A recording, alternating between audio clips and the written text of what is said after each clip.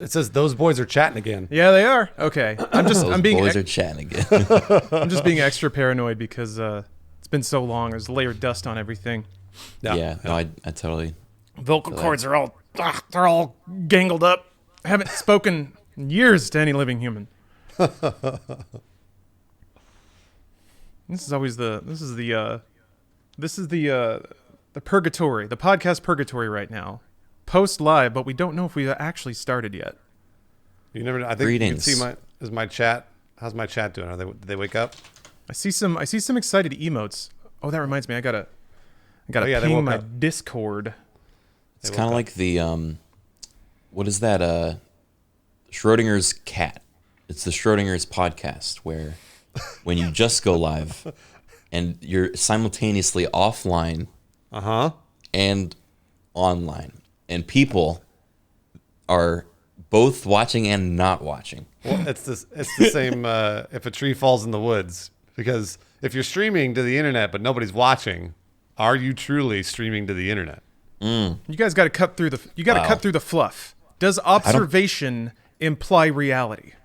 Right, exactly. Right. Yeah, the quantum concept. If when witnessed, that instance becomes real, are the other instances of that thing not real? If when I masturbated in the ocean and nobody was there to see it, did I actually masturbate in the ocean? This is when the police bring you in for public indecency, give that exact excuse, and they're like, "But we did see you," and you're just Here's the footage. Hey, whoa! I just I was gonna say, do you have any proof? Do you have any proof? That could be deep faked. Who knows, It could man? be deep faked. Oh man. Yeah, it's the. I mean, not to link it to the current events of the day, but I think accidentally, Western culture got a dose on perceptive reality in the last 4 years. Pretty good stuff. Y'all should have read the Parable of the Cave, you idiots. Why aren't you reading Plato, you goddamn rednecks? Yeah, I did. I actually have never read about it. I've heard references to it, so I think I'm smart. I think I may have skimmed the Wikipedia page about the Allegory of the Cave. Yeah, that they're convinced that the shadows on the wall are life. That is the world. It's illustrative that your perception is just one angle of a greater whole, and you can't assume that what you see is all of it. Mm-hmm. Like I don't know. I was trying to turn it back to video games. You guys like video games? You guys like video games here? Did anybody hear about these video games? Man, I love video games so much. Me too. Hey, everyone in chat. Both chats. We got both chats up here. You guys like them video games, huh? I'm playing to the crowd here. Yeah? I know they do. It's the classic call and response. See, it's good to know what sort of who likes video games. I do. Yeah, that guy. It's good to know like what sort of call and response works with your chat. I've come to like appreciate that mine. The more I treat them like kindergartners, the better it goes. You know, the more I get of a response. It's basically that right now. What's on screen, the controller, and then I give them a little fake controller with happy faces, and they just light up. Oh, that's so cute. Oh yeah, they want to. they're so excitable. That's adorable. Yeah. There's something. It's tough because I feel like at our hearts we all want to be treated like little baby children, which is we want our merest accomplishments over celebrated. We want to be fed snacks, and we want to be able to lay down whenever we want and go to sleep. Yeah. And I feel like the only time that happens, you're gonna have to follow me on this one. Okay, all right. When you're on an airplane. I was gonna say when you're drunk, but also when you're drunk. when you're drunk. Being drunk can make that process a little difficult, but it occurred to me once that being in a plane is just like being a toddler, because you're lower than the adults who are coming through to like give you food, and they're usually like over nice to you because they're trapped in a tube with you. So they're like, "Oh, look at you little guy! You finished all your biscuits," and you're like, "I did," and then you hand the wrapper back. They're like, "You want another whiskey? You want another whiskey?" And then you just kind of fall asleep in your chair and drool on yourself, but it's just kind of normal on an airplane. But if you do that, well, I guess there's a couple. You could do that on a bus. But I don't know, if you're in court, like if Bruce is on the stand and he knocks back a little airplane whiskey and falls asleep, it's going to look pretty bad. It looks really bad. Yeah. Your lawyer is just fuming. No, sir, I did not. I did not masturbate in the ocean, and then I drink my whiskey. We had How did this. he get that? He just has like a bottle in his boot. Mr. Green, there was one thing you were not supposed to do on the stand, and you went and did it. As fast I'm as you also could. masturbating right now. What? How are you doing that? Unless you observe me masturbating, I am both masturbating and not masturbating. You know, that's a great question. Quantum masturbation. Do you think anyone's ever masturbated while on the witness stand in court? Yes, Yes. I do. I'm Okay. sure of it. Actually, I'm sure that if I Googled it, I'd find it right now. I'm not going to because I don't want to, but I'm pretty sure that it exists. Because generally, if there's an idea for something, somebody's already done it. Right. Usually. Especially when it comes to masturbation. Especially when it comes to masturbation, because people have been masturbating for thousands of years. I mean, they've been masturbating with frogs for thousands of years. You know you can Oh, do that, yeah. Criken? You know you can do that? I think I saw it referenced at one point. I'm like, that's got to be fake. But now that I can understand that it's not fake. That's bad. It's not fake. No, I think gorillas use frogs to masturbate. And so therefore we can too. It's got the gorilla seal of approval. I'm just imagining like what was those that cereal with the gorilla on the front where he was just kind of like, Which one is that? Lawrence, do you know? That sounds really familiar. Was it like a sporty gorilla? Was he like playing soccer? no, it was a photorealistic gorilla. Oh, goodness. That is not appealing at all. Chat, which one is that? What are we talking I'm not about? crazy. They had little balls. They little little yellow gorilla puffs. Kix is the Gorilla only Munch. cereal I know Is that it? Gorilla Munch? I've Munch? never even heard of that. That sounds like a sexual maneuver that you might try to perform while on the Yeah. witness stand. Your Honor, All I'm right. deep into a gorilla Wait, munch right now. it wasn't even gorilla munch though. Everybody's Yeah, it saying was. Gorilla No, Munch. it was. Sorry, it is gorilla munch. It's for There's hip. an old box for it. It's for hippiers. Hey, I've never heard of it. Was this like a local thing? Like, how did you? I'm Hold looking on. this up now. Yeah. I've never the heard box of art Gorilla is worth Munch. seeing alone. Never. I love that shit. Gorilla Munch was great. Oh, what the hell is? Wait, this is the "There is no need to be upset" monkey. Oh, that must be an edit. Wait, is that It came the real from Gorilla Munch. box? Yep, that was the original box. Really? Yep. Oh, it looks like it says organic. No wonder I didn't know what it was. Huh. Viro Kids with a Z. Oh, yes, the Russell the Jimmy's meme. Yeah, came from a Gorilla Munch. I didn't know that. Well, today I learned. Gorilla. Wow. Thanks, Criken. Look at that guy. All right. Gorilla Munch. He's such a fucking presence. I know, he really is. There's yeah. a lot of He's masturbating with a expressiveness toad right now. while giving a deposition. I feel like I don't want to speak unduly, and I'm sorry to put this pressure on you, gentlemen, but I feel like this gorilla should be the mascot of our podcast now. Oh, that's a great idea. Are we allowed Although to he claim is, that?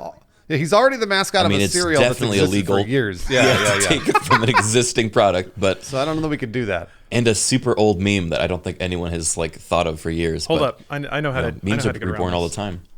I know Well, how- if you just superimpose, Lawrence, you're really good at Photoshop. If you superimpose my face over the gorilla's face, then we could do whatever we want. It's also this is the sort of face you can easily put fire use, There. fire use. Nice. If There. I Yeah, were use. That's it. That's the way to do it. Fire use. If you like, this is the sort of face you crop that out and you put it on like you slap that like thing on 20% opacity. You put that on any thumbnail and it is immediately, a recognizable meme. You're like, what is that gorilla thinking? I gotta watch this. I saw just the other day, hilariously, all the fair use and no copyright infringement reminded me. I saw somebody upload like it was like a Disney clip or something on YouTube. And in the description, it said, "I apologize to Disney for uploading this clip." And I was like, that doesn't do anything. If you apologize to them, you think Yeah. they're not going to sue you? I was like, I just thought it was funny that they thought that since they apologized to Disney, they weren't going to get sued. And I was like, Boy, I wish the world was like that. Can you Every imagine single day? like the Disney like internet scrubber that goes and bans people comes across this and like he's about to do it and looks at the He's like- description. But wait, He said they are sorry? He said sorry. He looks at his hands and he's like, what have I been doing all this time? He changes his whole life Yeah. because of this one person who apologized. It's pretty ridiculous that nobody knows that if you commit an offense of any kind, all you have to do is say I'm sorry, and That's they right. can't get you. What am I looking at? Sorry, Lawrence. this is not porn. It is a YouTube Oh thumbnail. my god. I'm putting your idea to the test here. Lawrence is, I think he's putting, the gorilla on it. I see. Yeah, okay, great. There we go. Criken, I mean, you're look right. at that. It's You're gonna click perfect. that. You're gonna click that every works. time. 10 times out of 10. There's no way to not click it. 10 Damn. times out of 10, man. Actually, let's juice her up a little bit. Hold on a second. Are you gonna put a red arrow over it? 'Cause Oh, you should. damn. I'll get there. Red arrows, what red if- circles.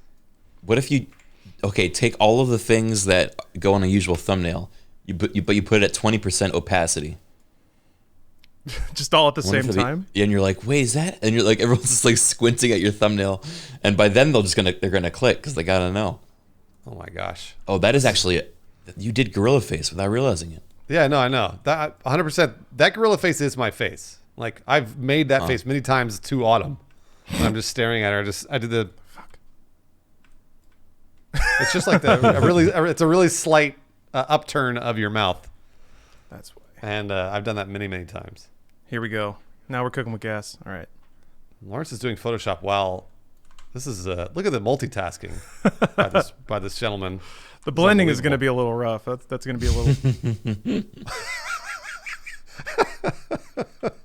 Oh man, you're so good at this. I wish our audio listeners cannot see what Lawrence is doing. What Lawrence is doing is superimposing my face over that gorilla's face. That gorilla, which they also have not seen.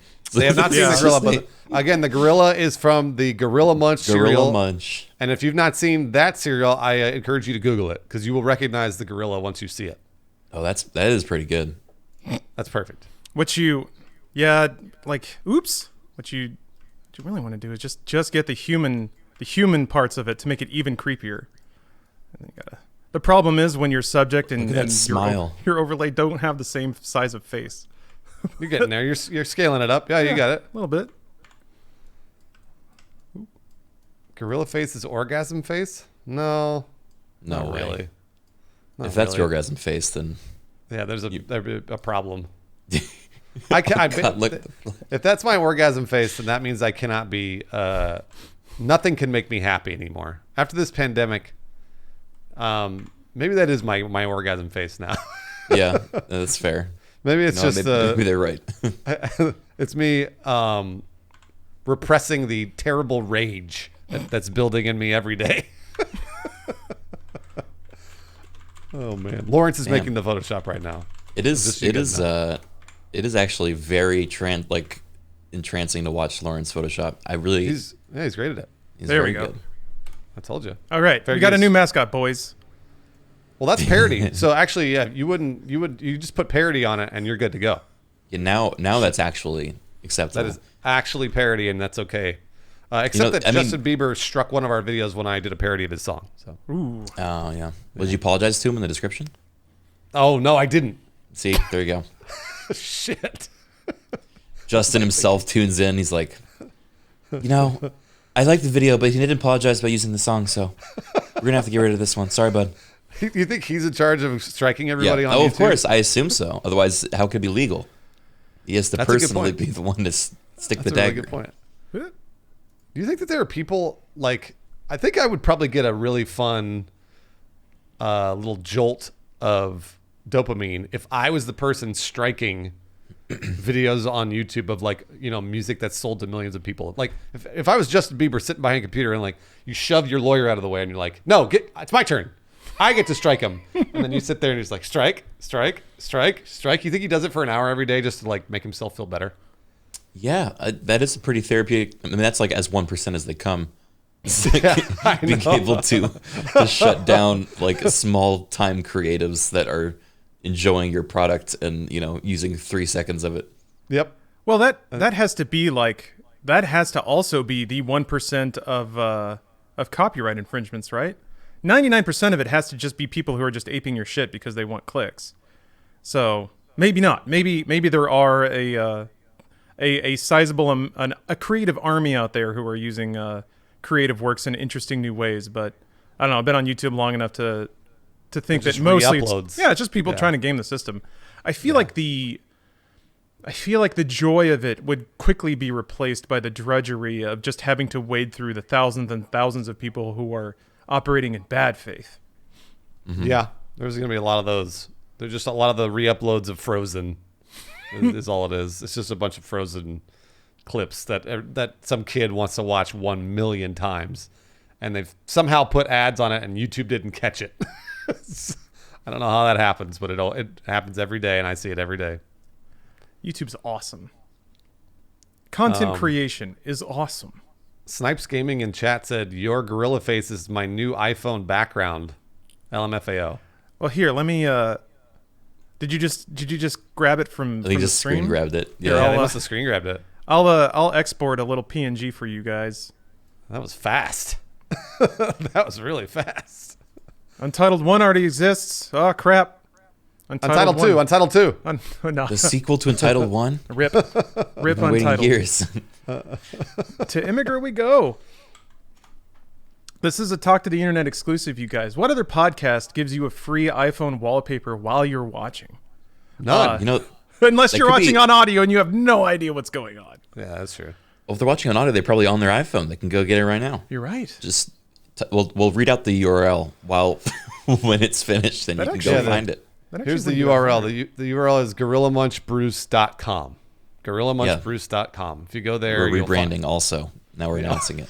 Yeah, that's the name of Gorilla Munch. Wait, the Bruce.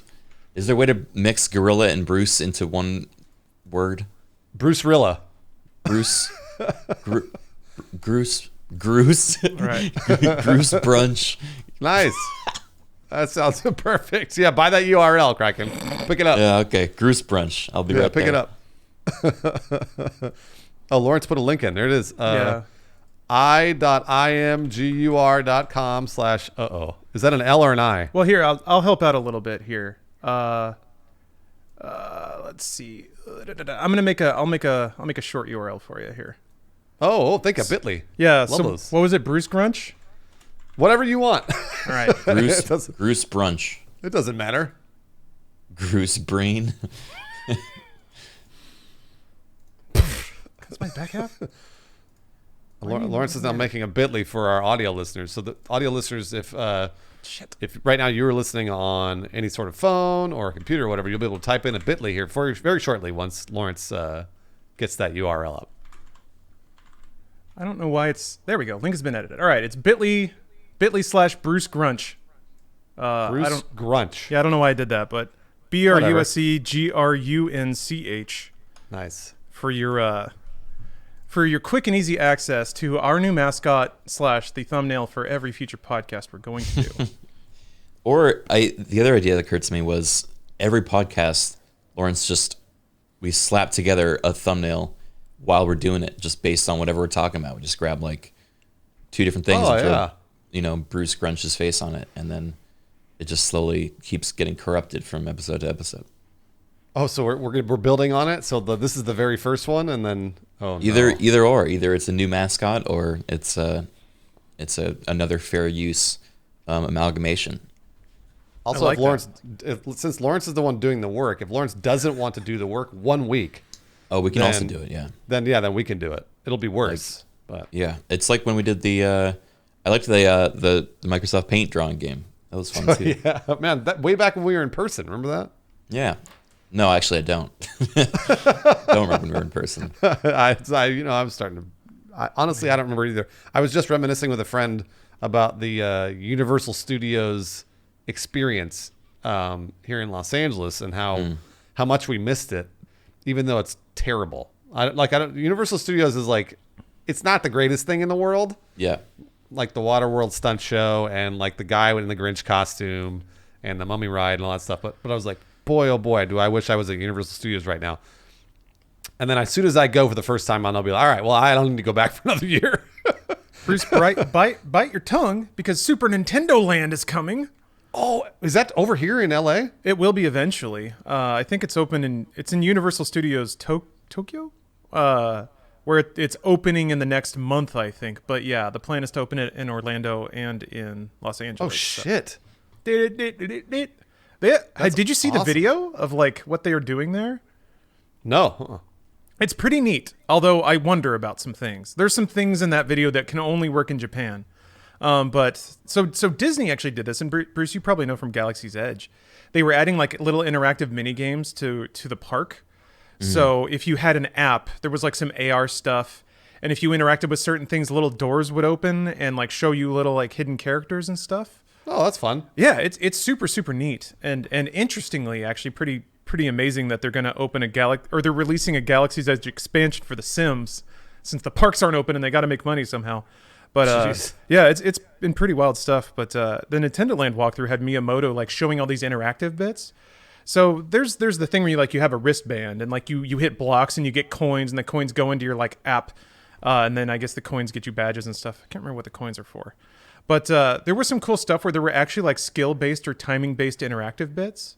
Mm-hmm. So you had to like hit a block at the right time that would set off this chain reaction and then knock a shell into somebody. But if you didn't do it at the right time, it would go like burp, burp, and you had to like try again.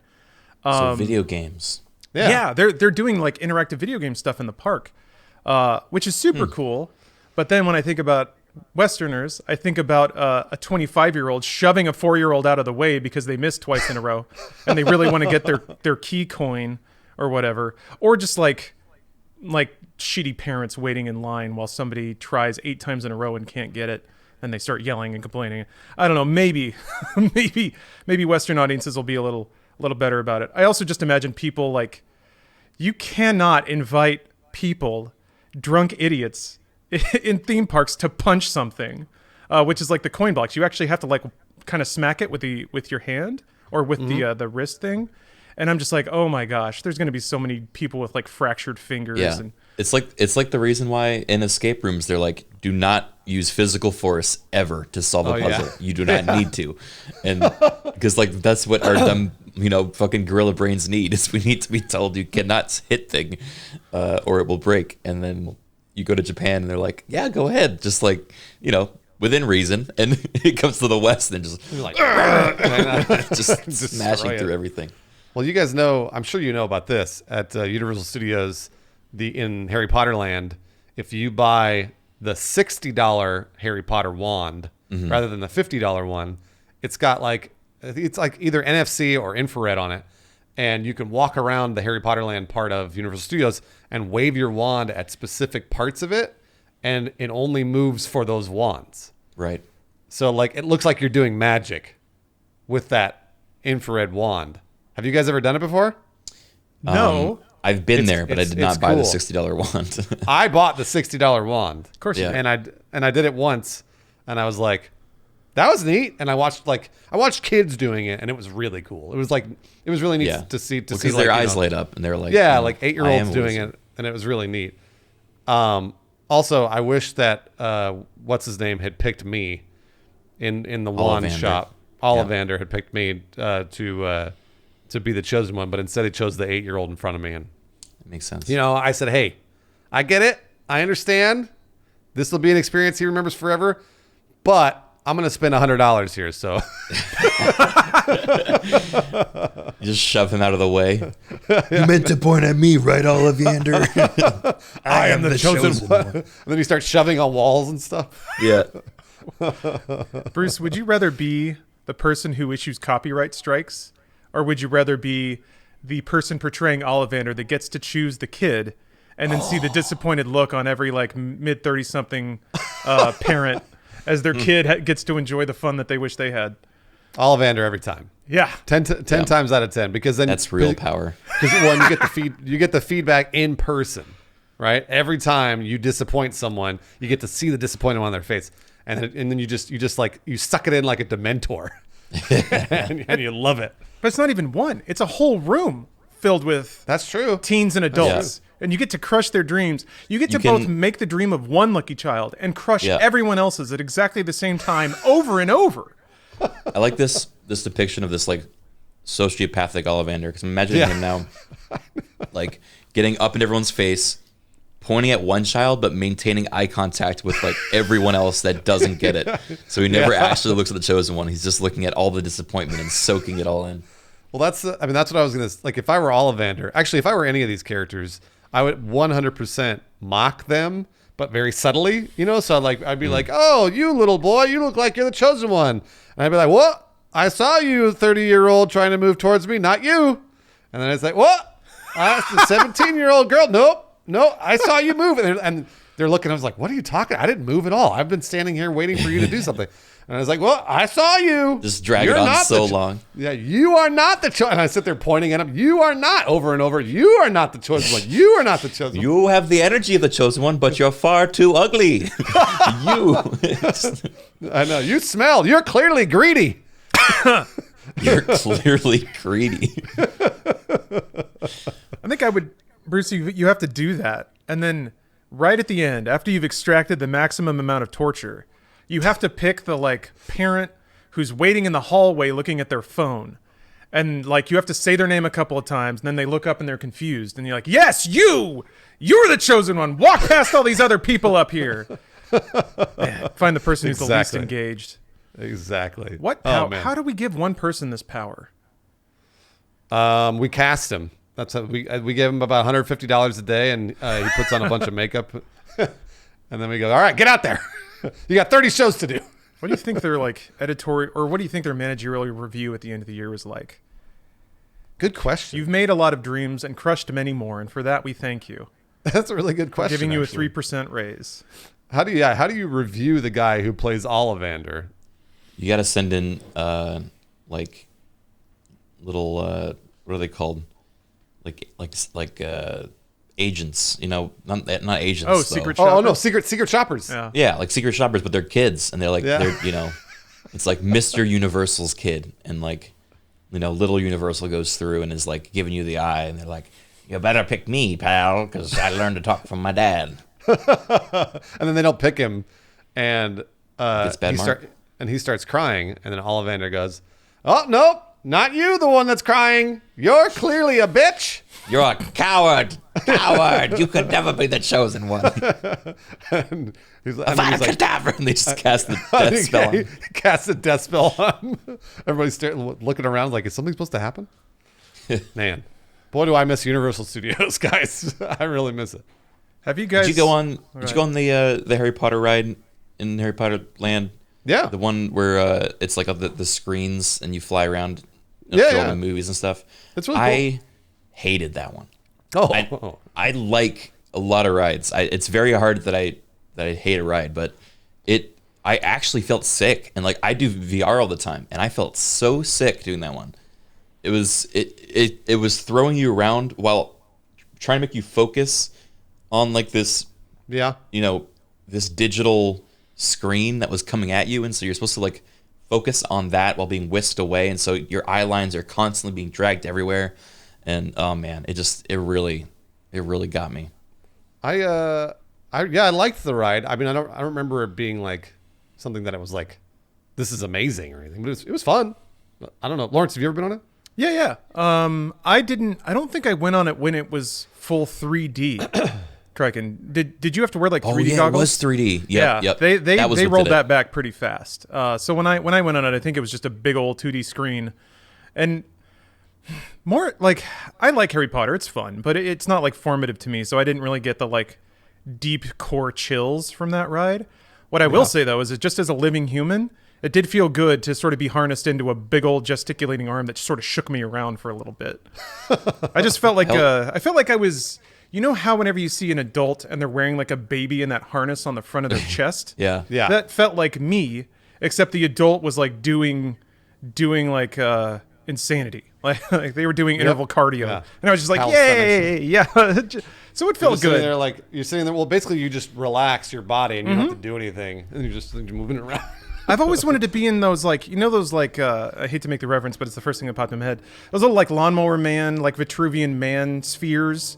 that you sort of like lock your arms and legs into, and then it just kind of twirls you all around like crazy.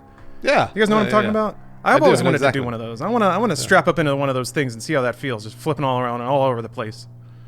I'd probably throw up. That would be cool. I've never thrown up from like motion sickness, and I want to know what that feels like. Yeah. I imagine it's like a slow building one because it's not like from a poison in your body trying to get out. It's like just your entire body being like, we don't know where we are. We don't know where we are. I'm going to do it. I'm going to do it. And your brain's like, don't do it. Don't do it. And you're like, no. We're panicking. We gotta go. I gotta. We can't have any food in us. The other half like, no, that weighs up. And they're like, no, let's don't do it. I wonder why does your body do that? Yeah. Why, like, how does that help you to throw up the contents of your stomach because you're losing your balance? I wonder why. I'm sure there's clearly medical science behind it. I just don't know what it is, but I wonder why. I have no idea. I'm gonna guess it's like my baseline understanding of biology is that everything errs on the side of keeping you alive. So if your body is just experiencing any distress, like object number one is to just purge whatever's wrong. Like that's kind of what a fever is. It's trying to like bake insurgents out of your body. So it kind of makes sense to me that if your body freaks out, then it's like, I guess throw up. Maybe that'll fix it. Because there's like, I know that like, so if you get actually choked out, like not lose breath, but actually like choked out, your body, like your brain just starts turning off systems. It's like click, click, click, click, click. So it's actually pretty smart about managing things and keeping you alive. So if your brain loses oxygen flow, it's like, okay, we got to start shutting shit down to keep our body alive. So right. I feel like, and if you're getting choked, going unconscious is probably logically the last thing you want to do. But it's just you're keeping your heart ticking and your brain not decaying. So maybe maybe that's what it is. You might have eaten something weird. You don't lose anything by getting it out of your body, but maybe you gain, I don't know, getting a rotting snake out of your stomach. Yeah, so some of chat's saying like because mushrooms and plants will induce those feelings, throwing up can purge any eaten materials that may be toxic. Yeah, but I guess what I'm asking is why does your body throw up if you're doing things that will upset your balance? So why? It's because it has a similar experience to if you ate that weird mushroom that made you feel dizzy. So that means my body's stupid then. Well, no, it's like evolution, right? So in the past, it came from the mushroom. But Criken, my body should know that I'm in a VR helmet moving around doing shit rather than eating mushrooms. Yeah, how do we teach our body what VR is? Millions of years of adaptation and evolution. Yeah, that's right. I think that's the core of it is our, evolutionarily speaking, and this is an obvious statement, so apologize if I'm over intellectualizing, but we're still supposed to be barefoot running through woods, grabbing deer and tearing their jugulars out with our teeth. Who says we're not? Yeah. That's true. Every time I climb into the Harry Potter ride, I feel that way. But yeah, our bodies are just not meant to perceive motion in one direction, but feel motion in another. That in a natural state, that never ever happens. So what I would guess is that sensation is induced. That sensation induces a biological feedback similar to eating something that's really raunching you up. Absolutely, that's a good point. Awesome. Your body receptors know what's like it's happening, just not what's occurred, like what's causing it, because your eyes don't translate into actual information. It's just kind of perception, right? So right. Or like any other sense for that matter. So our body's like, okay, it's either the mushroom, it's VR, or they're like being thrown around by a metal claw in Harry Potter land. Yeah. Like, whoa, which one do we want to do? And they're like, it's like a board meeting, and they're like, in case it's the mushroom, throw up. They're like, no, it's probably not the mushroom. It's been a long time since the mushroom was a problem. There's one neuron banging the table. It's always the mushroom. It's clearly the mushroom, and it's the loudest neuron in the room. Yeah. That's why it always works, because he got it through every time. He was right, the mushroom, then we throw it up. Man, weird body shit. This may go down a path. Well, we go down it fairly frequently, but I am reminded now of an incident. Actually, Bruce, you were in the room when this happened. This was years ago when I was still on a bicycle.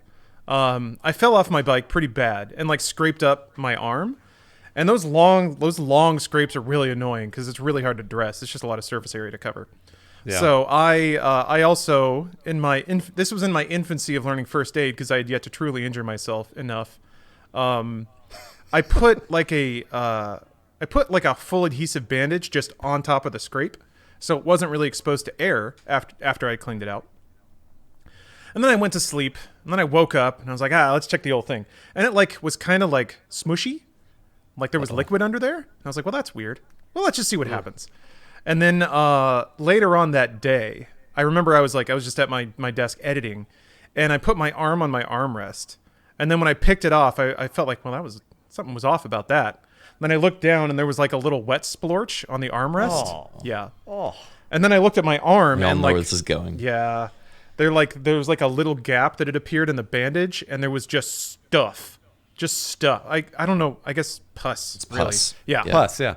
So then I was like, ugh, and I just scuttled out of the room real quick, and went to the bathroom and had to tear that off and have it just kind of like bleh. Yeah, that was gnarly.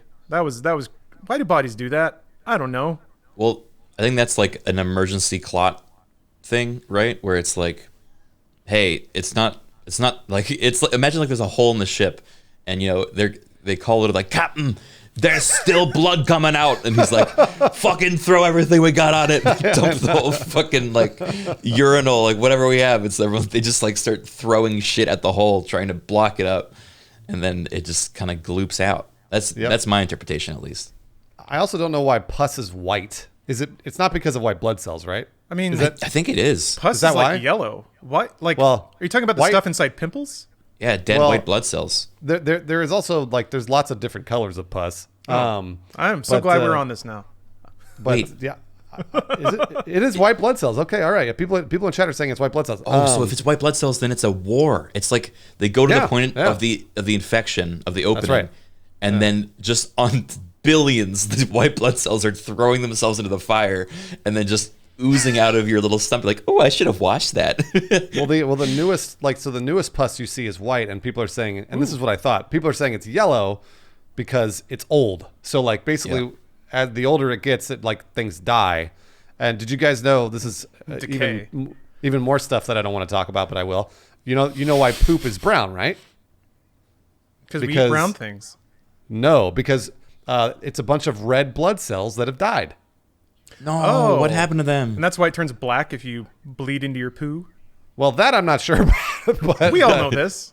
I do know that it is brown because it's sloughing off old red blood cells that eventually turn brown because they're dead. So that makes sense why pus would be yellow because they used to be white and then they yellow out because they're old. But I see this word in chat from Cloudless One, and I want to say it out loud. Serosanguineous. Is that correct? yeah, that sounds right. I don't know what that means, but it's fun to say. Is the term used I've to been describe practicing that in my head for like the last 30 seconds. Serosanguineous Sanguine's is blood. is a term used to describe discharge that contains both blood and a clear yellow liquid known as blood serum. Oh yeah, I know serum from donating. If you play the game right, they'll pay you for it because I don't know if it still goes into makeup, but it used to. I felt like such a sap giving my blood to the Red Cross when somebody will pay you for it. Get out of here. I mean, I guess you're right. That is true. Somebody will pay you for your plasma or blood, but you could also donate it because your body will remake it, Lawrence. Yeah, it's free. I love it. And you get free Just like- cookies. This is like semen. Yeah, our bodies are clearly very wasteful. This is something to look forward to in Denis Villeneuve's Dune. They wear suits that capture all of the water coming out of their bodies, so look out for that. But I think we take it a step further. The tears from our eyes, the dribbles from our penises, the swamp from our cracks. We need to capture all of this and recycle it. We're just wasting too much energy right now. Is it like agree. a light suction suit that's like constantly just? An astronaut suit. Is that what that is? Yeah, it's basically guess, just sucking yeah. sucking all the waste out of you. Yeah, why not? And then it throws it into like a fusion reactor on your back, and that powers your suit, and you can move around.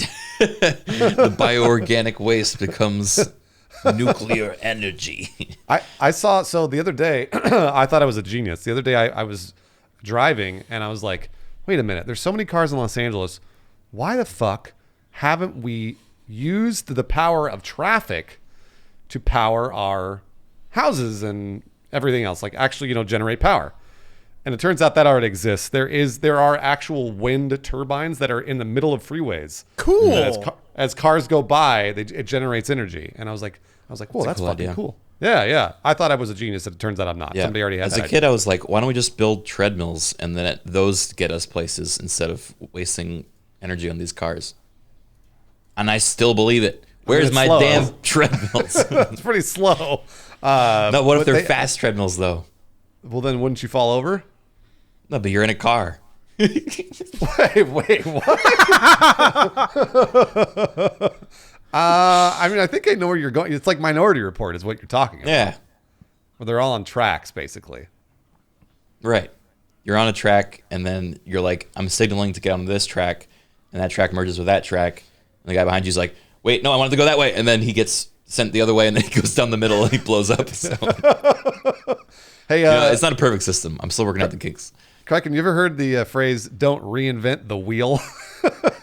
that applies literally perfectly here. For this, Yeah, I guess so. But what if the roads were they're not powered, but all of the movement of the cars moves it, and that generates energy.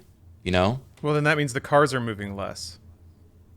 the cars are moving less, It's yes, like right. Newtonian at that point, I think. and yeah. the momentum of the road will carry people whether they want to go or not in a direction. This feels like so. There was a Criken, you're getting very close to a physics dust up that happened on a forum a long time ago. What would happen if Yes, a I plane? remember- Oh, you I know this remember one? Yeah. I know this one. Yeah. So if a plane is on a treadmill, a giant tarmac-sized treadmill, and the plane, as much thrust as the plane is pushing forward, the treadmill is also rolling backwards with the same power and velocity. Will the plane ever take off, or will it stand completely still? Wouldn't the wheels blow up?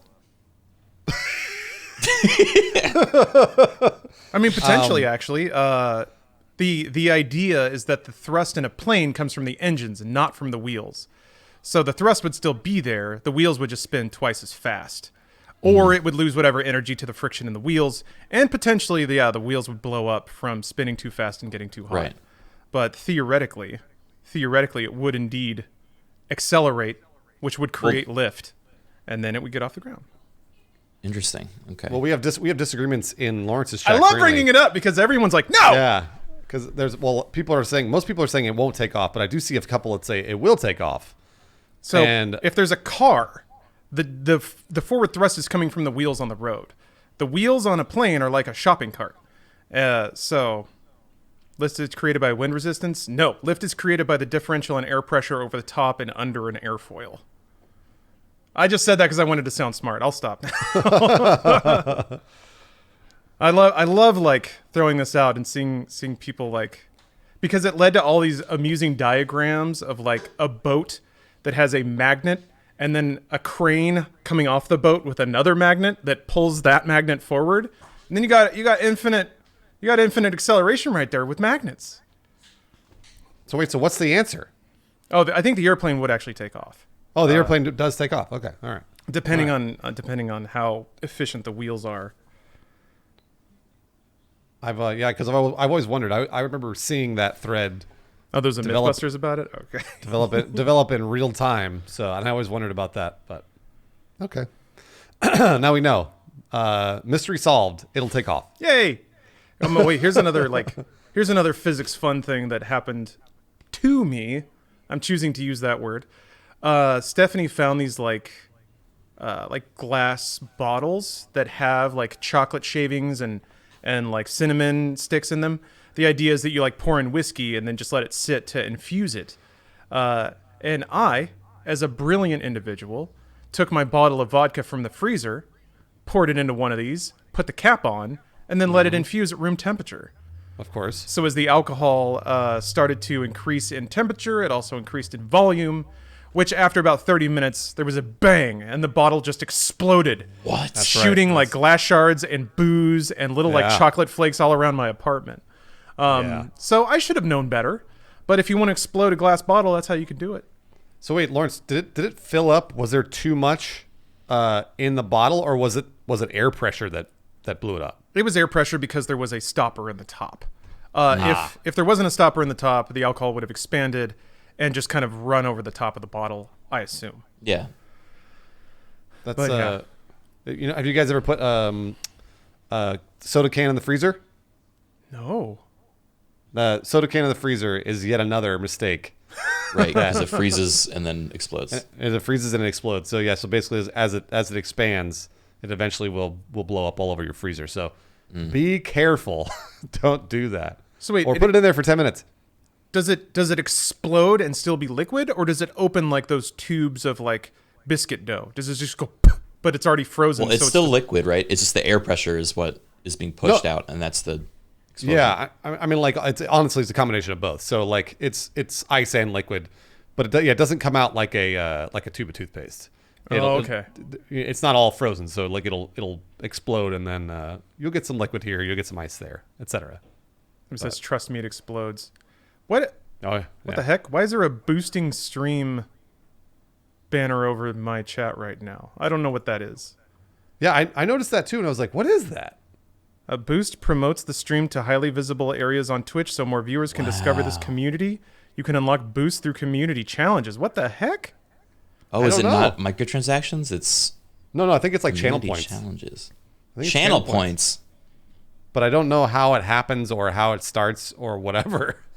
Yeah, that's weird. Well, thank you guys. I'm about to pick up another 1 million subs on Twitch right now, so thank you for Whoa, that. that's a lot of subs. What can I say? What can I say? People can't get enough of the old law dog. Have you guys been using the predictions in channel points much? Many times. It's been a fun Many little times. addition. We were let's see, I think when was Monday? Two days ago. I was playing the Fellowship of the Ring video game for PS1. Or no, maybe it was PS2. I think it's PS2. Sorry.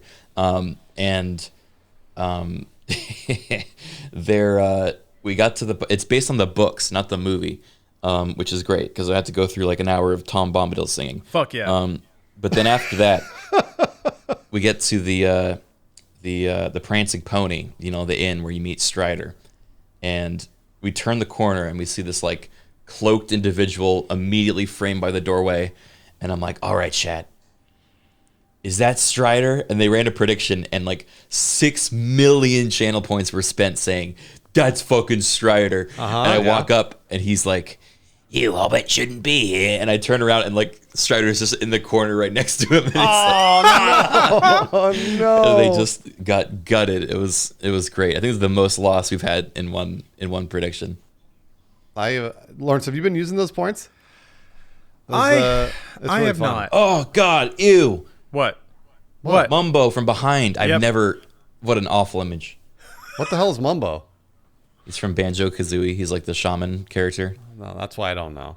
Bruce, we got to get you don't up have to say it date with on such these. Like, disgust. yeah, Ugh. we gotta. That's why I don't know. Criken, we gotta team up to make Bruce play the Yeah, I've got to culture this boy. the late rare N64 platformers. I I think. play the best. I played like Donkey Kong Country and that kind of shit. Did you play but I Donkey didn't- Kong Country 64? I think Yeah. I did. Yeah. I did. 64 was. I just It was didn't. my first like video game, pretty much. I just didn't play Banjo Kazooie. I don't know why I missed that trend. I think you'd like it. It's filled with like innuendo humor and is very like clever. Like yeah. clever for a 13-year-old or I mean, it's still there's like dynamics. There's like characters that are implied to be like a single mother, and then like I don't know. There's just like weird like jokes and references that you're like, did that game just do that? And yeah, I think it's good. I think it holds up. all right.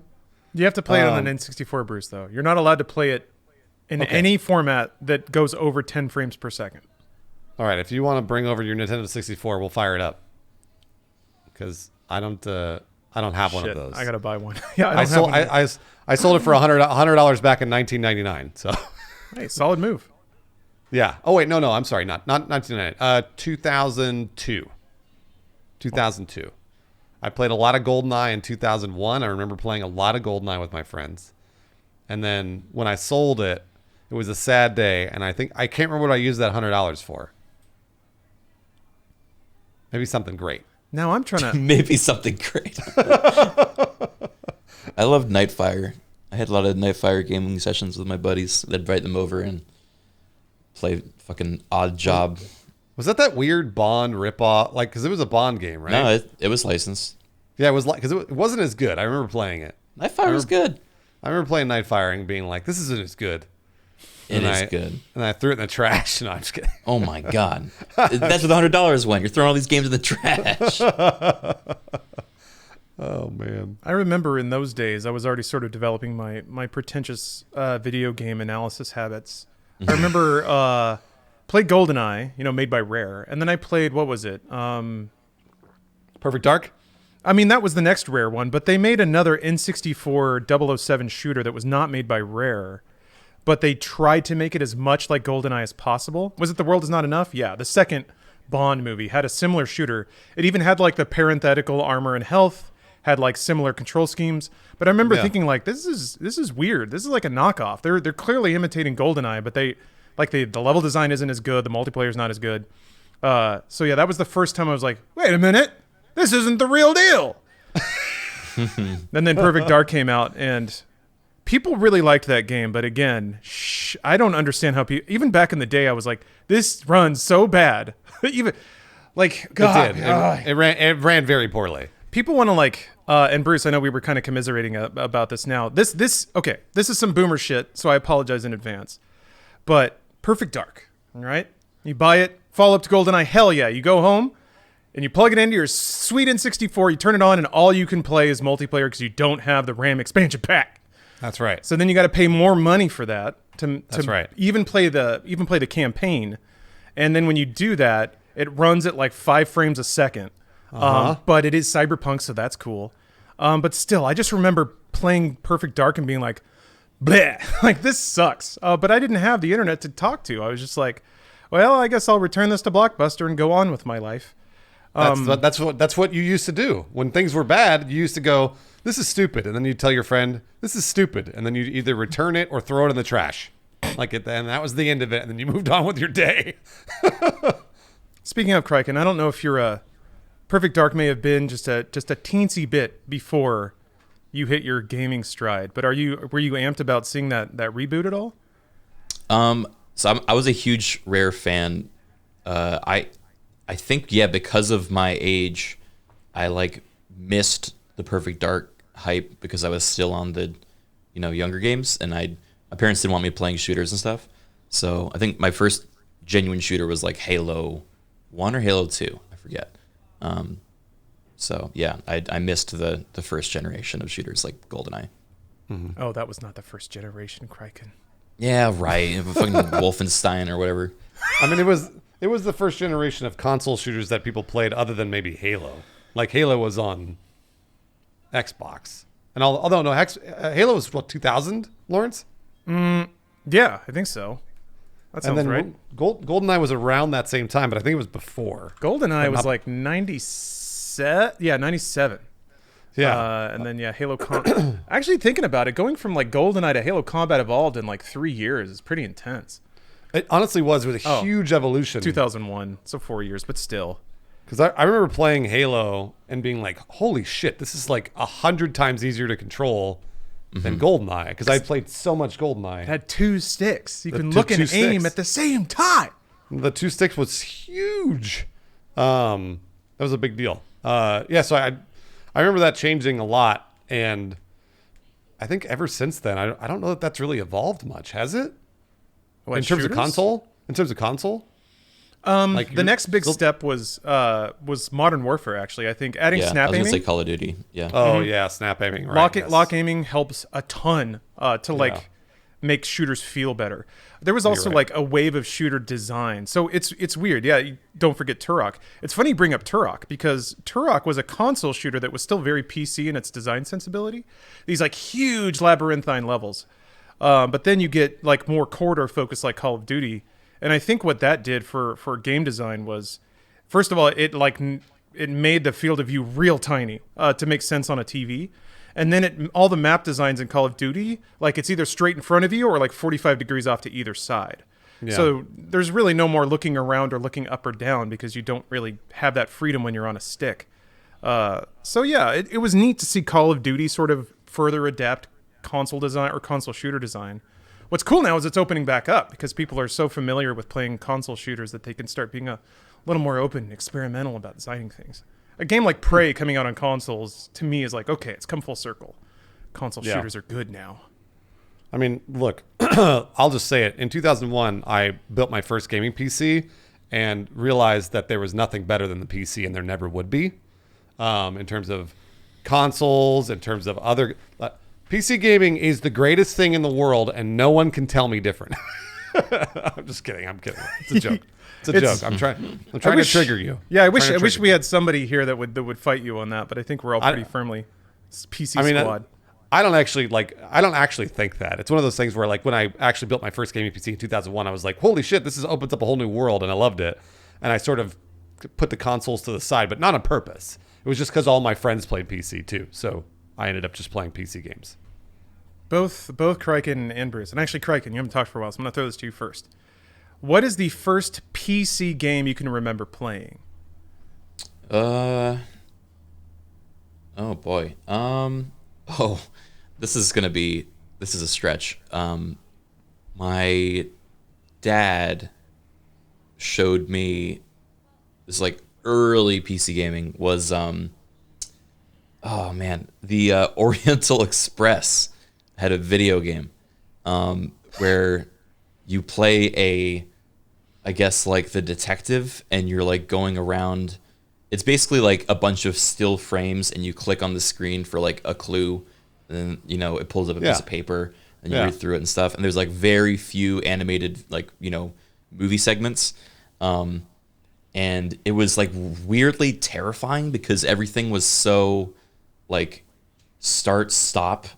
And like you would turn a corner and it's just like, bam, new visual. There might be a slightly animated character in the corner, or like it was like the old Nancy Drew games, but like before Nancy Drew.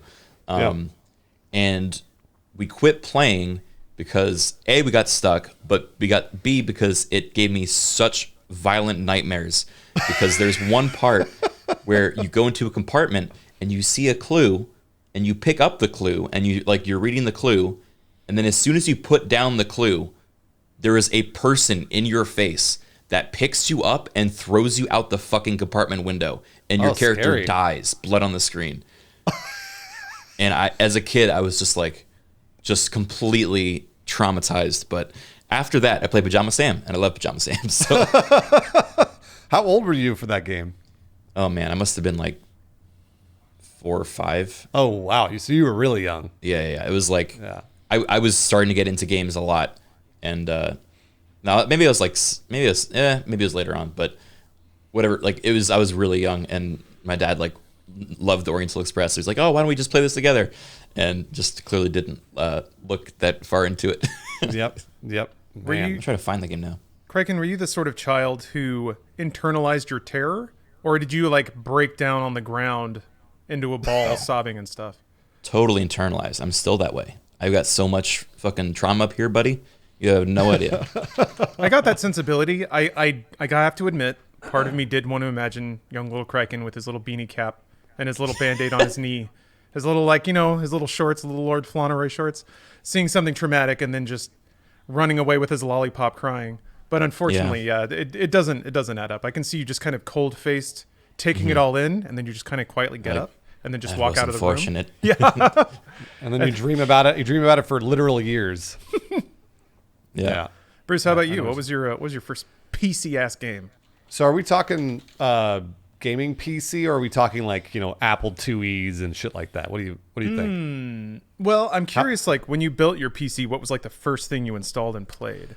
The first thing that I installed and played was Battlefield 1942. Hell yeah. Yeah, because I played that, Counter-Strike, and Tribes all the time on my friend's computer. We would rotate because he had a gaming computer and I didn't. And eventually he was just like, you should just build one so we can play together. He was right. But Battlefield was the very first thing that I was like, I have to install. That was the game where it took 15 minutes to load every map. So you got to listen to that music. You would sit there, you'd like be like, okay, I'm going to join a session. Like it was like a server browser, and you click on a server browser, and no joke, you'd sat there and stare at a loading screen for 15 minutes, hoping the game would load. and put you in the server. Because once it did, oh man, did you have fun. But it would crash out sometimes, and then you'd have to restart it and then wait another 15 minutes. But yeah, Battlefield 1942 was the first game I played on my gaming PC. You know, it's funny you bring that up because PC, you used to have to wait on PC gaming quite a bit, loading or installing. Yeah. Like I had a Game Boy Advance next to my PC for exactly those scenarios. But at some point it flipped. Console games took forever to load, and PCs were all in solid states. So then PC became the platform of like immediate loads and fast action, and consoles are more like the thing where you're going to be scrolling Twitter for a while this game loads up.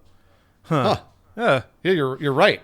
I hadn't even realized that. It is absolutely flipped. But now next gen, in there with the solid states, I actually like it. My Series X turns on before my TV boots up. It's great.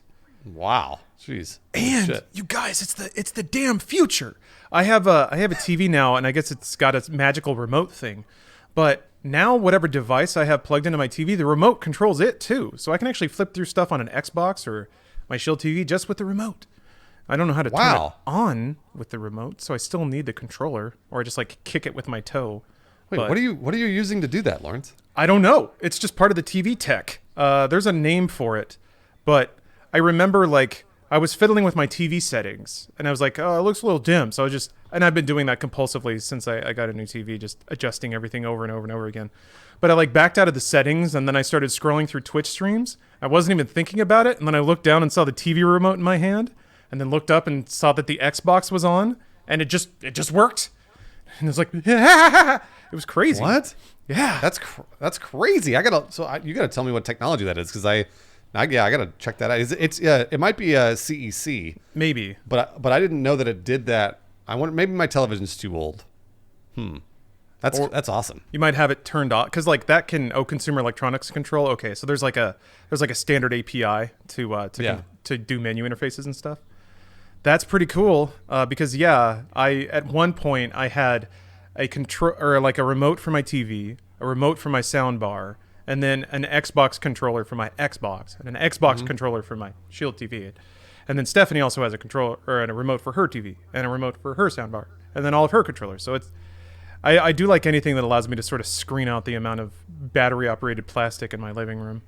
Yeah, absolutely. This is like such first world talk, but no, 100%. It totally is. We're talking about digital entertainment, and now, my remote does cool stuff. Real quick, I kind of went into a trance after I brought up that traumatizing experience, and I found it. There it is, The Last Express on YouTube. This isn't the clip that I'm remembering, but this will give you an idea of how visually cursed it is, because I forgot it's rotoscoped people in a mix of photorealistic and painted environments. I don't know how to describe it. Just there is something about mixed media that can be terrifying. Yeah, no, that's true. Yeah. It's true. Well, just watch this one scene of a character walking past the camera, and it's enough to give you shivers. I didn't like this stuff at all when I was a kid. Ooh. Yeah, that's like Scanner Darkly look. Yeah, this kind of stuff, because I mean, it does look real because they would just animate over a person. Yeah. Was this the clip where you get thrown out of a window? No, I couldn't find that yet. But I just the visual of like these like static images with like realistically animated cartoon people. Oh man, because like when they're walking towards you, it really feels like someone's walking towards you and you're powerless to do anything. Oh, that might be one of the scenes. I mean, especially as a child, like as a child, this probably doesn't help you feel good, because I mean, like things are at stake. Your character dies, and it looks real. Yeah, like man, and you're like, it looks like a cartoon, so you're like, hey, I love cartoons, and then you get thrown off of a moving train, and someone pulls a gun on you and a knife, and it's like, man, this isn't what cartoons are supposed to be. Maybe you were not supposed to be playing this when you were 4. Yeah, I think that's fair. Oh yeah, there's our monkey. Oh no, he found another screenshot. Yeah, Lawrence is putting this over the monkey, I think. Yeah, I'm gonna get there. It's a good face. Hold on. Okay. Oh. I'm already making next week's thumbnail. This is So Lawrence, just audio listeners, Lawrence is making another thumbnail now with a scary still from the game that Criken just described. getting too ahead of myself here. The more that I learn about Criken's childhood, the more it sounds like my childhood. Oh. But we can exchange like different media. So like you were playing computer games that scared you, and I was accidentally watching movies on television that were scaring me. Mm-hmm, mm-hmm. Like of course everyone knows it, but Large Marge, when her face explodes. Oh, from Pee-wee Herman? Yeah, from Pee-wee's Big Adventure. Yeah. I dreamed about that for years to come when I saw that as a child. I should never have seen that. And it's the same as Beetlejuice when they like exaggerate all their faces with like claymation in Beetlejuice. Mm-hmm. Oh, it's so scary. Yeah. Oh my gosh, so scary. Yeah, there's a few images that really stick with you. Mine was, I think, another cartoon-related one. My like grandfather was watching The Simpsons, and I like came downstairs, and usually that's fine. Like it looks like a cartoon. They might make a joke or like say a word that I know is bad, but like, you know, it's not gonna affect me that much. But it was over Halloween, so it was the Treehouse horror episodes, mm-hmm. and I was only watching for I think maybe 40 seconds, but the 40 seconds that I was watching happened to be for the episode where they are in like fucking Goldilocks and the Three Bears, and Goldilocks goes and like Bart and Lisa like go and, you know, do all the things Goldilocks does. Yeah. And then they leave, and because Goldilocks didn't do those things, she overslept, and the bears arrive, and then it cuts to an outside shot of the cabin with her screaming as blood pours from under the door. Oh, and man. I was just watching this, and of course I know the story of Goldilocks, and I'm a kid, so like I'm like, oh, I know the story, and then that happens, and I just my grandfather's just going, oh gosh, oh god, oh god, oh no, it's happening, because he knows this is not a good thing for me to see, but it's already too late, and I was burned into your traumatized. Brain. Yeah. Have you ever told your parents about that? I've never told my parents or like grandparents or anything about the stuff that scared me as a child. I feel like I should. I feel like, would that help me, do you think, if I went to my parents and was like, hey, that one time that I saw Pee-wee's Big Adventure really scared me for like 7 more years after that? Would that or is that just opening old wounds? I think we've gotten past them for the most part. I mean, I'm speaking from my experience. I don't know if you still think about Pee-wee's explosion. No, I don't. That much. But yeah, I mean, I think it's fun to bring it up with them, because chances are they don't remember. But like in some cases, I think a parent's like, oh yeah, I remember when you saw that, and I felt so guilty for like a week or something like that. You know, that's like a pretty cathartic thing to talk about. Yep. I think you're probably right. There was a lot of good pictures in that. There was a commercial when I was like really young. We're talking like 2 or 3 years old. That it was for little shoes. They were kids' shoes, but they were tiger shoes. And in the commercial, the little kid would put on the tiger shoes, and he would turn into a tiger. Mm-hmm. And I'm sure the commercial made it seem really cool. However, it scared me very much so as a child. If I put on the wrong pair of shoes, I become a fucking tiger. Well, because I think my parents took me like really intensely interested in this commercial as that I liked them. So somebody bought them for me for Christmas or whatever it was, and they showed up as a Christmas present for me, and I just exploded into tears because I couldn't put the shoes on because I thought for sure they were going to turn me into a tiger. And that's so great. Now I think back and I'm like, man, I would have been a way cooler little kid if I was actually excited to turn into a tiger. I should have been excited to turn into tigers are cool. I mean, tigers are cool, but with that, you're worrying like, I'm never going to see my family again. They're not going to take care of me because I'm a tiger. Do you think maybe I thought about all those things? Maybe I did. I mean, I did. As a kid, that was the first stuff that went through my. It was like rational. I was like, okay, once I turn into a tiger, how much of my life's really gonna change? And it was like a fair bit will change. Probably not worth wearing the shoes. A fair bit. Lawrence, what would scare you as a child? What were things you remember?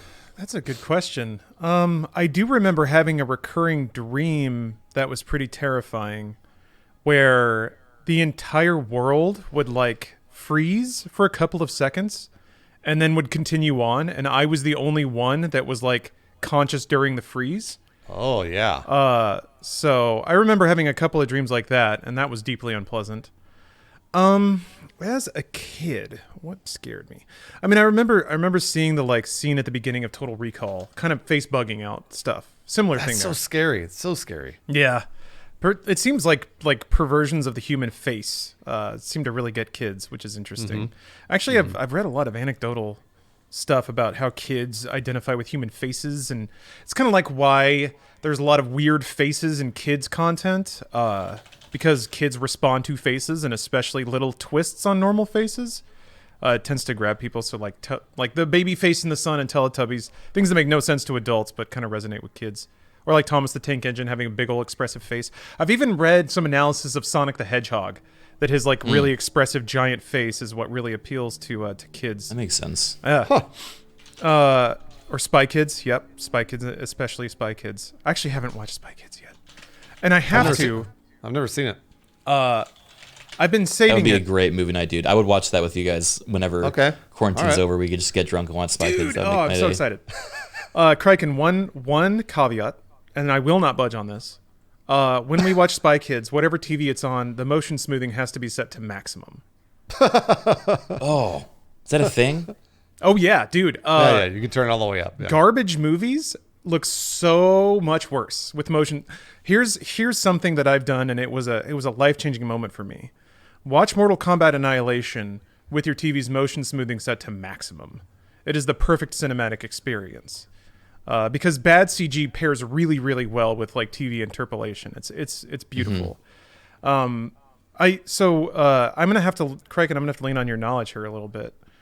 Is Spy Kids in the Shark Boy and Lava Girl universe? It's a good question, because I think that's everyone's thought. Looking at just a picture of both of them, they're like, it's Spy Kids again.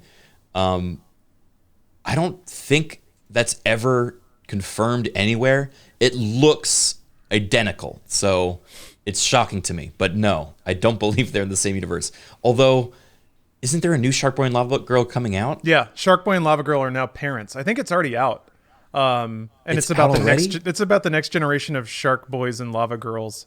Did they get married? Yeah, what is it? It's We Can Be Heroes. Their I think. relationship was very confusing, because I guess they're just superhero buddies, but why did they get them married? Oh my god. I don't know if they're married. They're to not each married, other. okay, but they're. I still don't want to think of them as adults, so it's weird.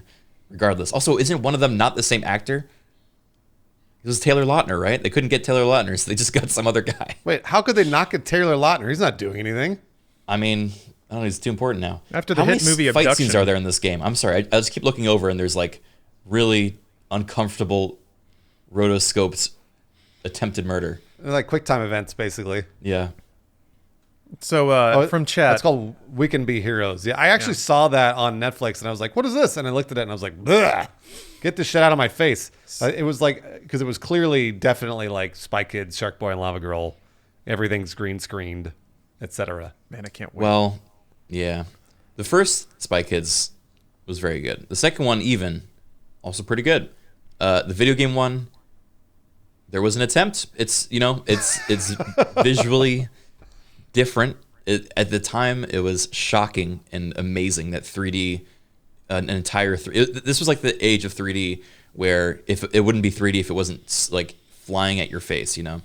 So there is a lot of that, but I'd love to revisit those and see how they hold up. I think. Let me actually look at. I think Spy Kids.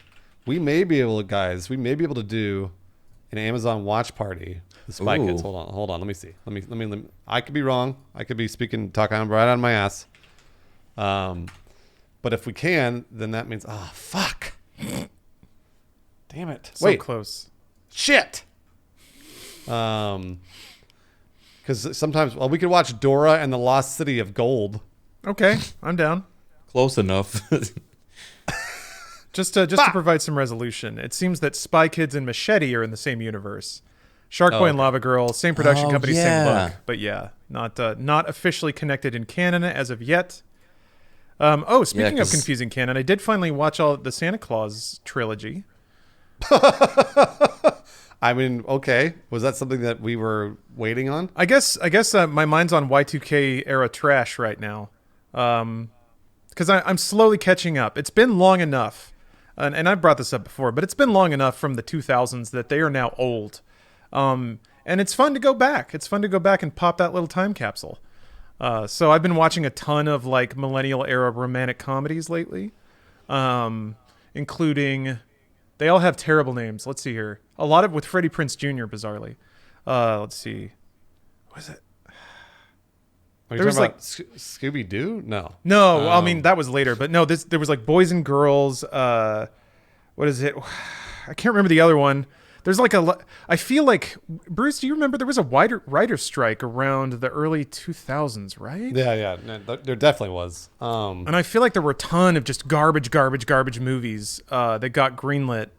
And maybe that's what I'm finding is all these just shit-ass romantic comedies that were populated by fresh young teens, but like the scripts didn't acknowledge cell phones and all that stuff. So, man. And they're also like annoyingly 70s too. There was such a 70s resurgence in the 2000s, so they all have a shitty like disco dance number in them. It's so weird to go back and see that crap. But shit, there was one with Martin Short, and that's why I was thinking about it.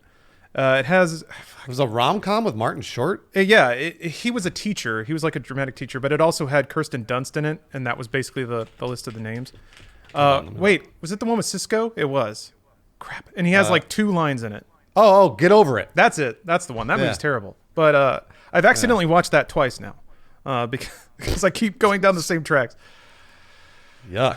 I don't really have a concluding statement there. Mostly that I'm running out is the problem. I haven't seen Princess Diaries yet, and I haven't seen Spy Kids. Princess Diaries is good. It sounds like Criken said Spy Kids is good. I remember being good. I remember a lot of things being good as a kid, so who knows? But it was good. I'm gonna stand by that. It was good. I'm pretty sure Spy Kids is a solid movie because I remember people saying like, this is a good movie. Like, it's not necessarily just a good kids movie. It's a good movie. And Princess Diaries is also a very solid film. So all right. This is a bit of an imposition. But Criken, could you load me up with a watch list? Well, you probably weren't watching rom-coms in the early 2000s, huh? Yeah. I've never really been a big rom-com guy. I mean, you've seen like Lawrence. You've seen like Love Actually and those sorts of. What is the Sliding Doors? Is that one? Was it Sliding Doors? Is not really a rom-com. It's not really a com. That's as close as I got to rom-com. It was Sliding Doors is sort of like a parallel universe type of thing. Yeah, it's like sci-fi rom-fi. Psychom. Rom-fi. I'm trying to look up what other things are good. I heard 13 Going on 30 is good, but I've never seen it. Lawrence, stop me if you've seen these films. Oh, I can watch I haven't watched any of the Scooby Doos, so that's something. Those are really. I mean, like, ooh, the Monster Island one. Oh man, that one. Oof, could not name a better drunk night movie. Monster Island. Yeah, I think that's what it's called. Oh, it's really bad. It's terrible. Cyber Chase is great. Zombie Island, that's what it is. Have you seen like Forgetting Sarah Marshall? You've seen that, right? Yeah. I mean that's legitimately good. I more want soulless corporate trash. Yeah. How about John Tucker Must Die? Have you seen that? Oh, that sounds but like the trailers pitched it as like a new generation of Ferris Bueller, right? Have you seen all the there's so many Hallmark movies that fit this description. Like any Chris Miss Hallmark movie will scratch that infernal itch. That is true, but those are all so homogenous that there's very little Next Door. Oh, I haven't seen that one. I haven't seen. You should watch Girl Next Door because that's actually not so bad. She's All That. You seen She's All That? Let me check. Is that that's the Freddie Prinze Jr. one I was trying to think of. Yeah. Yeah. I think. Wait, is this the one where he drinks shampoo to commit suicide at some point? What? Yeah, it's pretty tasteless.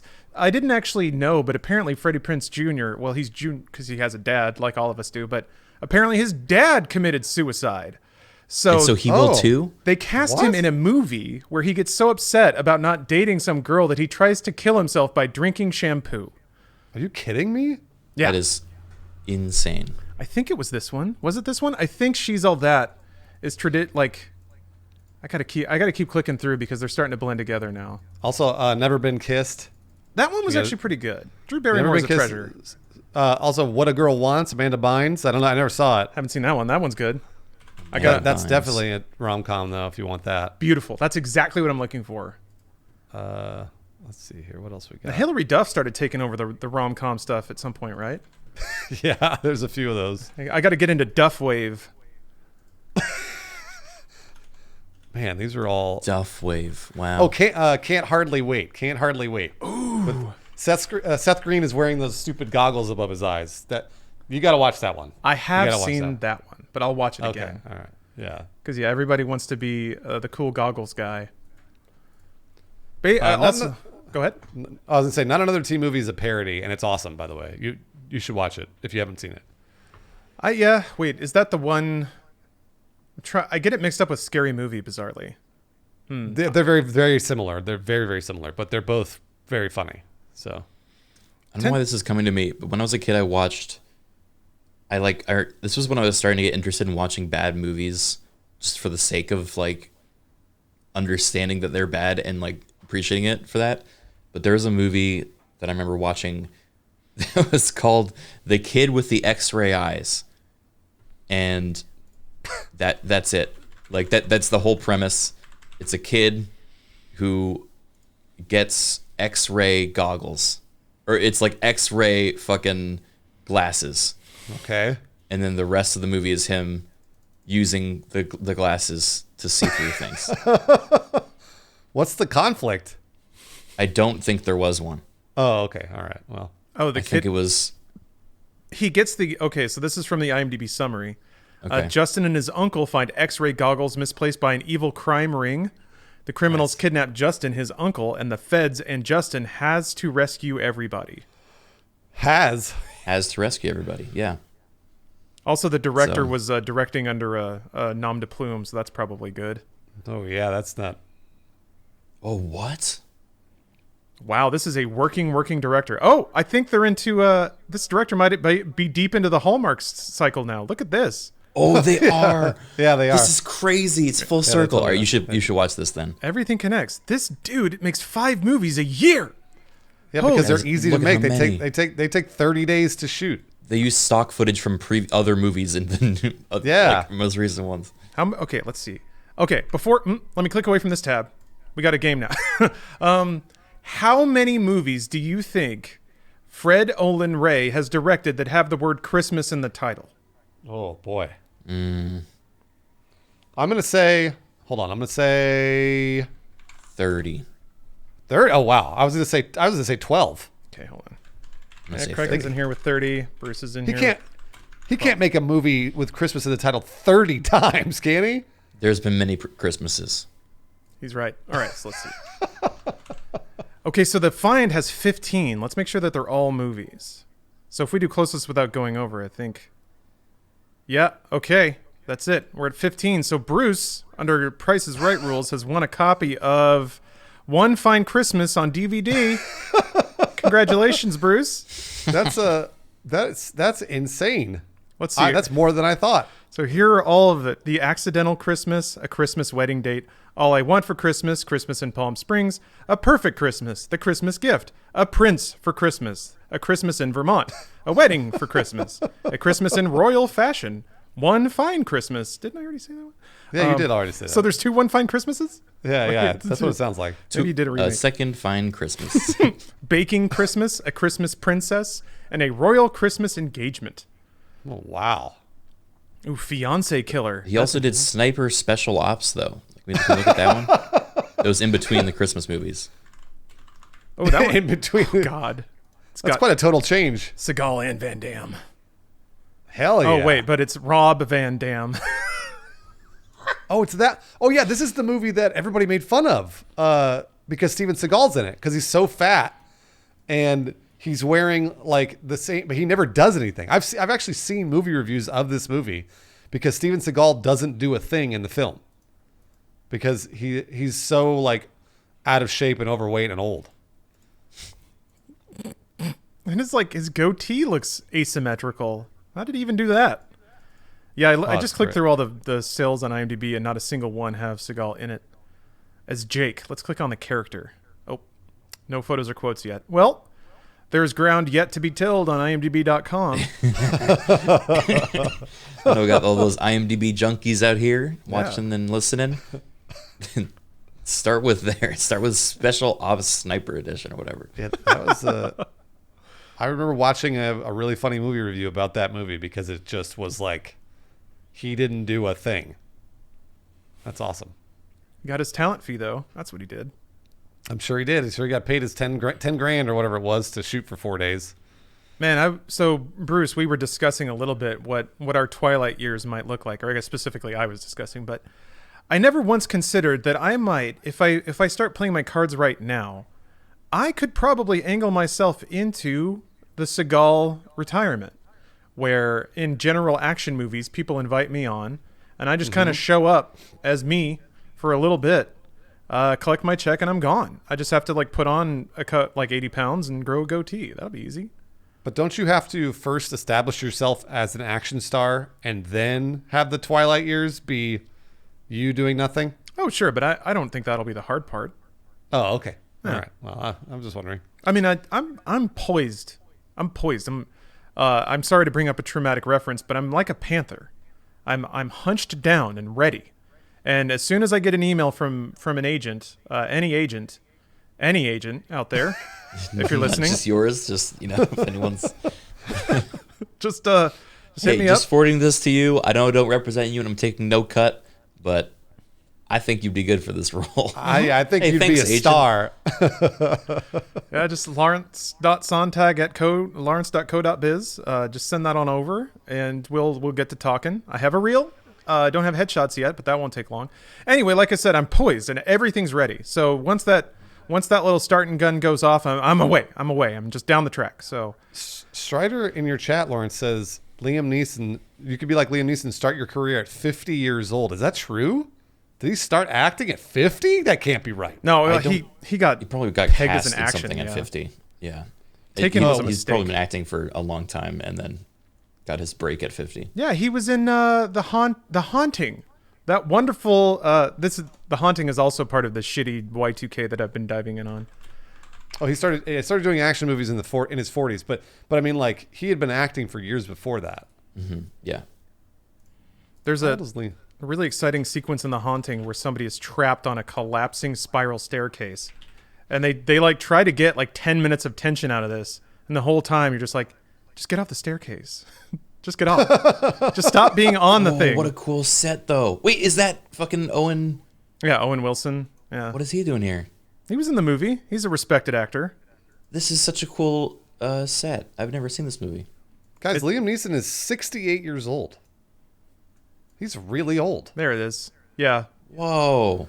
There's a lot of tension around this staircase. Good for this guy. He's doing it.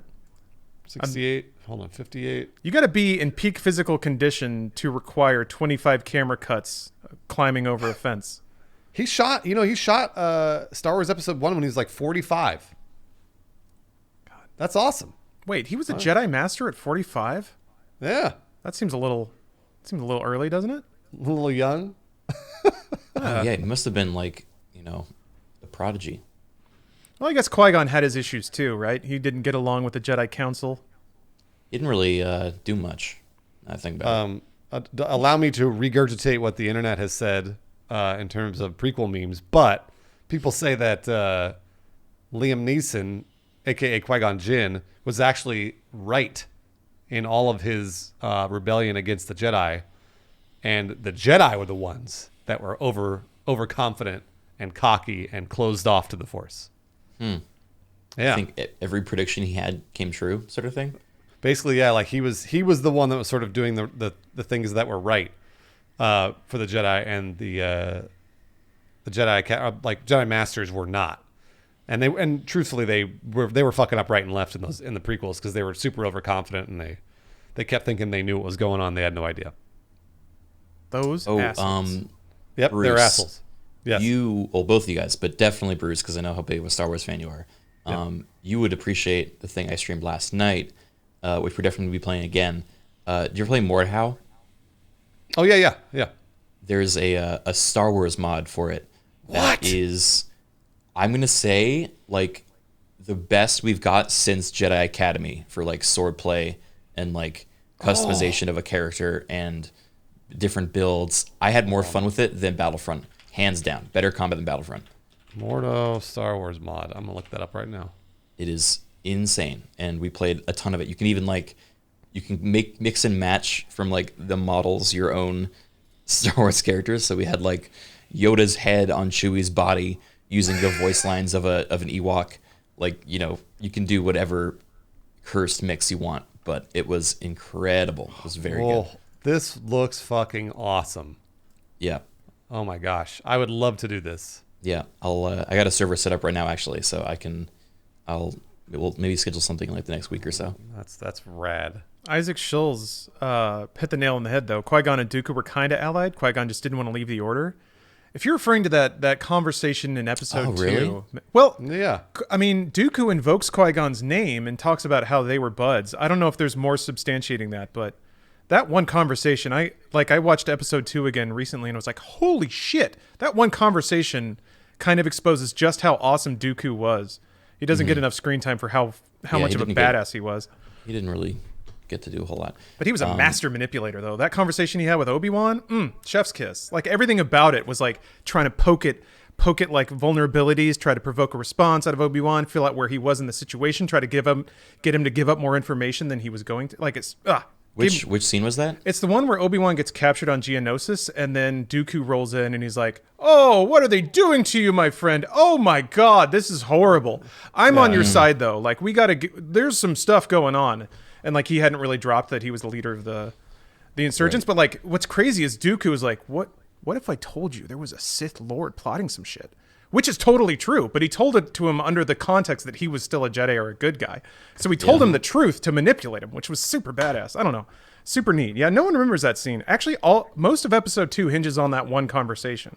But I don't remember that scene at all. I gotta look it up. Nobody does. It's not a very memorable scene. There's a lot of really good lore baked into those movies that were just generally bad movies. Like it's too bad because Lawrence is right. There's a lot of really interesting stuff that if you really listen to it and go, whoa, this is cool. This is cool shit that actually has a lot of like effect on the Star Wars universe. But the movies are bad. So it's kind of like the movies are, and they're written pretty poorly and directed pretty poorly. So episode 2 might be my favorite Y2K trash. Now that I think about it, let me think. It's so bad, dude. Yeah. It's so bad. It's so bad. It's frustrating because I feel like in all of the prequels, and how are we talking about prequels again? But you can, like, if you just think about the words on the page, you can kind of see how smart they tried to be. Yeah. But then once it gets to the end, after all the execution and the weird acting and the strange delivery and the funky like edit timing and stuff like that, most of that gets just like totally rinsed. You can't even see it anymore unless you like think about the scene and really do a lot of work to fill in the context and the meaning of what's going on in that scene. So it's weird because like I've actually, and Bruce, I remember I even told you this about episode 4. It was one of the Star Warses that I liked the least until I went back and watched it and really paid attention to how much work George Lucas did to seed a lot of things and just small mentions here and there. Yeah. I feel like you get a lot of that in the prequels too. There's certain lines. They're surrounded by like CG monsters farting and like kids giving weird delivery, but there's like individual lines that actually do say a lot. So I actually gained a lot of respect for Lucas as a writer and a creator, which is silly because good God, he revolutionized the film industry. The ripple effects of what he did have been so positive and amazing that it's silly to like question his talent. But I finally got there. There's a lot of world building, and that's what Lucas has always been really good at. But directing movies is a whole other thing. So that's maybe not so good at it. That's okay. Still really interesting and fun movies to like overanalyze over and over like we've done for the last 20 years. Yeah, it's fun stuff. So This may be cracking an egg that doesn't need to be cracked. And Criken, I apologize. I don't know if you're super invested into the discourse, but how do you guys feel about Mandalorian season 2? Oh, I liked it. Yeah. Yeah, I thought it was really Loved good. it. Yeah, I actually really liked season 2 more than season 1. I thought season 1 had some pretty serious weak points. I'd agree. And season 2 did not. So I loved it. I have a concern, and I'm curious how you guys feel about it. But to me, what I interpreted a lot of people sort of burning out on was like the melodrama and the big. Well, I mean, episode 9 is a whole thing, but to me, it's weird because Mandalorian in season 1 at least was a very direct inversion of that. It was like it's about one person and small stories. And something that's quiet and lonesome and out on the edge and away from all of this space magic and aristocracy and emperors and all that stuff. And then season 2 jumped right back into it, like as intensely and as quickly as it could. So I wonder if like I get why people like season 2 more. Agree with that, because I like season 2 more. But I'm worried that it's like now everyone's excited for season 3 and I know what you're saying, Lawrence. I know exactly what you're saying. I'm worried that it's getting too large too. I am. Yeah. Yeah. I think that's a great way to break it down, because there were some, like, it honestly, as a whole, it felt like almost like a D&D adventure where it's like every episode was like its own standalone quest, and then eventually they all kind of were coalescing into a more consistent, like, bigger, important. Sorry. You guys walks into your house. Dude, that cyberpunk subreddit glitch, man, I have watched so much of that subreddit because I love it so much. Sorry for the audio listeners. We just rolled across a clip on Reddit of an NPC walking into V's apartment and then staring V directly in the face and T-posing for dominance. Sorry, Criken. Go ahead. Sorry, Criken. No, I don't even know where I was going with that. I think the best parts of the series were those moments where you feel like it's this, like, it's just character development through the guise of each of these individual side quests that are all quickly wrapped up, but still impactful in some way or have some lasting impact on the characters, motivations and stuff. So I think the first half of season 2 had a lot of that. I still like the end of season 2. I think they wrapped it up as well as they could have. Honestly, I was impressed with it. So I don't really have any big complaints, but I do see what you're coming from, Lawrence, that the special part of it is in danger of being lost. So I guess we'll see. I mean, the thing that it sounds silly and obvious to say, but good writing can make anything great. It seems like the thing that everyone that like kind of made it popped out in people's head and made it so different was very quickly traded away. But hey, people like it, so you can't argue with that. I don't mind them. I don't mind them like kind of gently touching the larger events in the Star Wars universe, but then going back to the smaller stories. Yeah, I'd rather see the skirting around them and like being, influencing them in some small way from their perspective, but not really making that their main prerogative, I think is important. Yeah, no, I agree. I also like, I don't know if you guys played Knights of the Republic a lot, but it was like one of my favorite games, and I remember going over the series with like a fine-tooth comb, trying to find any references or kind of, elements that were lifted directly from that series. And I believe there's a few, but you can also argue either way. But yeah, I don't know. No. I don't know if you found the same. KOTOR was such a good story, and I only played it a couple of times through, so I don't know it like really, really well. But I always liked, like, people were talking about there's a lot of fan service in Mando season 2, but fan service can be done well, and I thought KOTOR did the same thing. Like they kind of like just sprinkle it in just a little bit here and there. You're like, oh, it's that, or like, oh, I remember that thing, but it's not like pandering to you. Yeah. And I thought Mando did that well, because I'm not a fan of fan service at all. But I thought that I was like, oh, like there definitely was a fair amount of it, I feel like, in Mando, but it was all tastefully done. Yeah. And it felt like it built on something instead of just referencing it and being like, hey, remember this? You love this? Look at it again. It felt like it was trying to continue it a little bit. Well, it showed you new shit. I mean, like Yeah. that's because I mean it's funny because people call it fan service, but in reality, it's stuff we've never seen before. So like, and it fills in the gaps between time Right. that we didn't have. we'd never seen Boba Fett be a badass. We'd never seen Luke Skywalker be a badass after Return of the Jedi. So that's what was nice about it for me, is that we all sort of had imagined it, but never actually got to see it on screen, and Mando gave it to us. So Yeah, that's it. You can almost like the first episode of season 2 was almost like a checklist for all the cool things.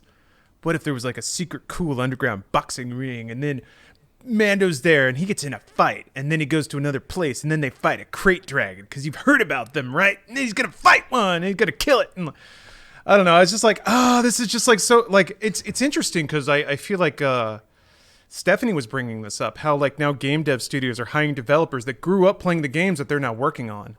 And I feel like that was very much Mando season 2, is Jon Favreau grew up being a Star Wars dork. And now he's there and can actually make, and has the talent and can make his vision of what he always wanted to see. Yeah, that's so a it's good like point. We're finally fandom reaching media is that- becoming official media. Yeah, we're finally reaching that point in our entertainment kind of lifespan that the new creatives that are getting actual responsibility are fans themselves. It's true. I hadn't really thought about that. I always reference that, usually in conjunction with like, folks that grew up making content online, because we're so plugged into everything. But yeah, no, that's also true for directors and other folks in the entertainment industry. So yeah, I'm excited to see. I'm sure there's going to be a wave of like yes and IP. Right. Hopefully. Right. Hopefully. But that's what I mean. Like, yeah, I was just like, I'm glad they weren't like, hey guys, remember, because like again, Rogue One did the ultimate fan service. It showed you what you always imagined Darth Vader could do, and I don't think people didn't shit on Rogue One for giving you that fan service, because it was awesome. yeah, Like it was like rad. the build up the entire time. It was like Yeah, It was contextually appropriate too. it was. Yeah. In addition But so to the was the Death Star Luke thing. firing, you also... Yeah, I thought so. I thought both of those inclusions, like, they made sense in the arc of the narrative that was being told, that beat was there. I know a lot of people kind of describe the Vader thing as gratuitous, but man, when it's that awesome, who gives a shit? But I also thought it still meant something. It was meant to represent how terrible things are about to get. This is the evil you are staring down. Also, Yeah, I thought I contextually it was like when Vader was theoretically his most pissed off, because he kind of mellows out over the course of the original trilogy too. He does. You're right. Because he goes from like holding a dude up and snapping his neck to like being much more calm and Jedi. So I think he had all that rage from losing Padme he was still carrying that, and then eventually the goodness started to seep back in and kind of calm him down, I guess. That's my little headcanon. Yeah, I loved it. I mean, like, again, I just saw Sarah in my chat was saying that, like, they're talking about Rogue One, and said we spent the whole movie cheering for the rebels, and then they show Vader being a badass, like we're supposed to cheer for him now. And in reality, no, it was exactly the opposite for me. I was like, no. Now I know Vader's a fucking bad guy, and I want him dead. That's actually what it did for me. It turned him into the villain. Whereas at the beginning of A New Hope, he snaps that one guy's neck, and you're like, geez, this guy's violent, but you don't know why. That's true. You're like, maybe he had it coming. Yeah, you have no clue. Because it's the very first scene. You're like, wow, Yeah. that was intense. And then like that was all the bad there was. It's I mean, like, Well, I guess obviously they also he's blew up a planet, but Well, that hadn't happened yet. So, Right. and he's the bad guy. He's got the the black suit on and the black mask, and he looks scary and all that other stuff. But you don't really know why. And that's why I thought Rogue One was so masterful, because it added the context of him like killing a bunch of people. And so then when he shows up on the ship, like everyone's like, "Fuck me, dude! It's Darth Vader. You saw what he did last time. Like, what is he gonna do this time?" So I don't know. In my audience, there was a lot of cheering, so it ruined it a bit for me. Oh, Gross. Sarah, no, that sucks. Yeah, that sucks. People, No way, dude. Darth Vader's a bad guy, man. To me, it was more like can like it was the more bad like a guys. Normandy scene of like you're seeing people who are willing to give up their lives for what they believe is right against just like it's a grinder. You're going in there to Yeah. die, but they're doing it because it's the right thing to do, and it's the force of nature that is coming for you and for the galaxy. That's kind of how I interpreted it. But yeah, people just like, oh, he killed people good, and then they clap. That's a little disheartening. I'll never forget the. And I just scrolled past Last of Us, but man, that first like demo of The Last of Us Part 1, that just had just brutal violence and horrific things. People screaming like it wasn't fun violence, but still the entire arena was like cheering and howling to see a man's head get opened like an orange. It was just weird. Like it made me uncomfortable. And I'm not naive enough to not understand the bloodlust, but still that people can just like that click into that mode of loving seeing mass murder. It's a video game, right? Like I know it. I don't think it's something to be concerned about. I'm not clutching my pearls over it, but it was still a weird moment to be in a room of everybody who was just like, just amped to see people brutally and photorealistically murdered. Yeah, I agree. I totally agree. Bruce, I hate to interrupt, but we're churning away on time. Are you all right? I know. I got to get going. Actually, I have to go do the Bud Light show. Bruce got to go crush a light with the boys. Get fucking drunk. And getting drunk off Bud Light, that requires an intent. Intent you're many right. Bud Light. Yeah, you're absolutely right. Or mini Bud Light. I've tried it. It's difficult. Bud Light Platinum's the way to go there. You got to get a couple tall boys, and then it'll work its magic. Yeah, That's my closing tip for me to the audience. That's a good tip. Get a couple tall boys. That's a good tip. Yeah. All right. Well, thank you guys for podcasting. Yeah, Good to be back. Yeah, Bruce, you got. What is the official title? It is it's the Twitch Rivals Bud Light After Party or the Bud Light Twitch Rivals After Party show. I don't remember what it is. Either way, it's on the Bud Light channel, and I'll be doing it in like an hour-ish, an hour and a half. All right. Yeah. What you got going on today, Criken? You streaming today? Criken, you get drunk on Bud Light too? I don't know if I could. Yeah, no, I that's a good question. I have my whole days ahead of me. I still got to figure out what I'm doing. So, TBD. I love that volatility of the morning where you have no idea. Yeah. How about Lawrence? Lawrence, what are you doing? I'm gonna try the inaugural Weeaboo Wednesday. So I'm just gonna play anime trash all day. Nice. Someone on Twitter hit me with the perfect phrase "Weed-aboo Wednesday." So who knows? Ooh, wow, that's a lot of stuff. Might be crushing the vape and looking at some big old jiggly anime titties. And is there anything better in life? I don't think so.